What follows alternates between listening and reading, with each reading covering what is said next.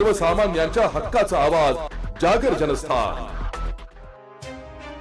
वृद्ध महिलेच्या घरापर्यंत पाठलाग करून पाणी पिण्याच्या बहाण्याने गळ्यातील सोन्याची पोत दोघांनी चोरी केल्याची धक्कादायक घटना 11 सप्टेंबर रोजी रामवाडी पंचवटी भागात घडली। चोरीचा हा सर्व प्रकार सीसीटीव्ही कॅमेऱ्यात कैद झालाय।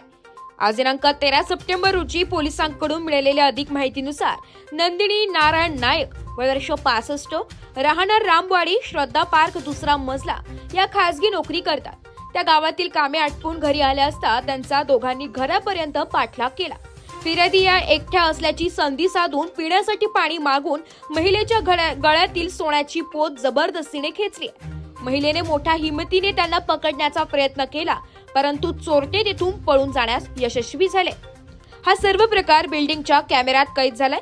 घटनेची माहिती मिळताच पंचवटी पोलिसांनी सदर ठिकाणी धाव घेतली आहे। पंचवटी पोलीस ठाण्यात 12 सप्टेंबर रोजी संध्याकाळी 7:30 वाजता 2 अनोखी व्यक्तींवर गुन्हा दाखल करण्यात आलाय।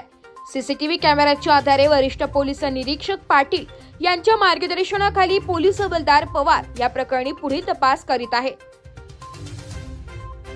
जागर जनस्थानसाठी प्रतिनिधी संदीप नवसे, नाशिक।